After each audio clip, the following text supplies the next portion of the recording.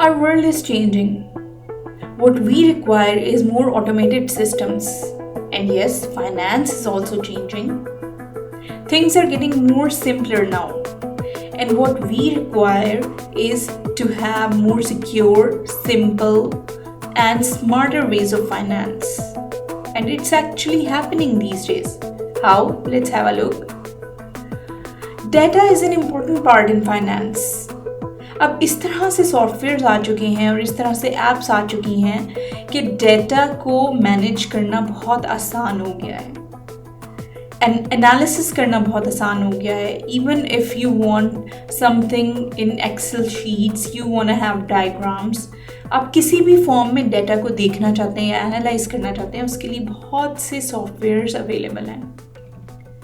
Cash flows are now automated and have become more secure now. Cash inflows या cash outflows, इन सबको manage करना बहुत मुश्किल होता था. मैनुअली करना ये सब कुछ बहुत ही मुश्किल होता था and thanks to the digital transformation it has become so easy. Automated systems are installed. Payment plans, चाहे आप अपने एम्प्लॉयज़ को पे कर रहे हैं या आउटवर्ड पेमेंट्स हैं, आप अपने सप्लायर्स को पे कर रहे हैं, उन पेमेंट प्लान्स को करना, मैनेज करना, प्लान करना एक बहुत मुश्किल टास्क था, जो कि अब एक डिजिटल एप्स की वजह से या डिजिटल सॉफ्टवेयर्स की वजह से बहुत आसान हो गया है. Mobile, as we have discussed, is an important part in our daily lives. अब फाइनेंशियल इंफॉर्मेशन जो है वो मोबाइल्स के थ्रू भी शेयर की जा सकती है in a more secure way and smarter way as well. And mobiles can be carried anywhere and the data can be accessed anywhere. Planning and forecasting can be done continuously, internal and external planning with the help of financial softwares. जैसा कि पहले financial statements prepare की जाती थी, वो manually prepare करना, सारे साल का हिसाब रखना और वो सब कुछ एक बहुत मुश्किल और एक्सटेंसिव टास्क था. लेकिन अब ये सब कुछ बहुत आसान हो गया है. इवन अगर आप बैंक्स में देखें, लेजर्स को क्लोज करना at the day and cash को मैनेज करना, ये सब कुछ बहुत मुश्किल था. अब with the latest technologies it has become so easy. Mobile even banking में तो ऑनलाइन बैंकिंग्स, ऑनलाइन आपको स्टेटमेंट्स अवेलेबल होती हैं, बिल्स पेमेंट आप ऑनलाइन कर सकते हैं. मैनुअली पहले we all know it was a very difficult task. So everything is just one click away now with the help of digital technologies.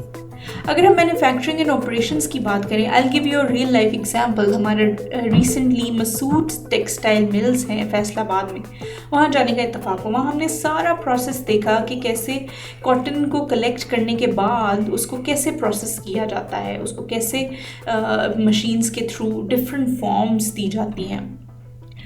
मगर एक इम्पॉर्टेंट प्रॉब्लम जो है, क्योंकि इतनी बड़ी मैन्युफैक्चरिंग यूनिट है, इतना बड़ा, और इतने ज़्यादा एम्प्लॉयज़ जो हैं काम कर रहे हैं, एम्प्लॉयज़ भी एक एक प्रोडक्ट के ऊपर काम करते हैं और मशीन्स भी इतनी ज़्यादा तादाद में इंस्टॉल्ड हैं. फॉर एग्ज़ाम्पल, अगर किसी प्रोडक्ट में या किसी शर्ट में कोई फॉल्ट आ गया, उसको कैसे ट्रेस किया जाएगा? क्या वो किसी एम्प्लॉई की नेग्लिजेंस की वजह से है फॉल्ट, या शुरू से ही कॉटन को जब प्रोसेस किया गया था तब फॉल्ट स्टार्ट हो गया था? इसको मैनुअली ट्रेस करना पहले बहुत मुश्किल था और पूरी वो जो मैन्युफैक्चर्ड शर्ट्स थी या वो यूनिट्स मतलब होते थे, वो वेस्ट हो जाते थे. अब उस चीज़ को ट्रेस करना बहुत आसान हो गया. हम इस तरह से बहुत से कोड्स देखते हैं, अपनी शर्ट्स के साथ अटैच होते हैं. इनमें जो डिजिटल कोड्स होते हैं, ये एक्चुअली पूरा मैन्युफैक्चरिंग सिस्टम इंटीग्रेटेड हो चुका है with the help of digital technologies. उसके थ्रू हम ट्रेस कर सकते हैं कि कौन सी प्रोडक्ट में फ़ॉल्ट कहाँ से आया. किसी एम्प्लॉई का फॉल्ट था या स्टार्ट से ही कॉटन को जब प्रोसेस किया गया था तब फॉल्ट स्टार्ट हो गया था. तो बेसिकली मैन्युफैक्चरिंग और एंड ऑपरेशंस के ऑटोमेटेड होने की वजह से we have this ease now कि हम इजीली इन चीज़ों को ट्रेस कर सकते हैं और अपनी प्रोसेसेस को लेके चल सकते हैं. इसी तरह PNG, Procter and Gamble internationally, इसके एम्प्लॉयज़ ने इवन बहुत ज़्यादा कंप्लेंट्स की थी कि उनको मैनुअली एक एक मशीन पर जाके रिकॉर्ड करना पड़ता है। So with the help of digital systems उनके लिए भी काफ़ी आसानी पैदा हुई, क्योंकि robotics are involve now.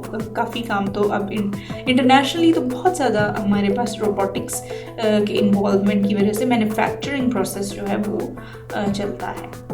But another more important factor is कि ना सिर्फ एक ऑर्गेनाइजेशन के अंदर के जो प्रोसेसेस हैं, मैन्युफैक्चरिंग प्रोसेसेस, उनको ऑटोमेटेड किया जाए, बल्कि जहाँ से रॉ मटेरियल कलेक्ट किया जा रहा है, सप्लायर तक पहुँच रहा है, उसके बाद मैन्युफैक्चरिंग यूनिट में, उसके बाद wholesaler, retailer and then final consumer तक जो प्रोडक्ट पहुँच रही है, ये सारी चेन मस्ट बी ऑटोमेटेड।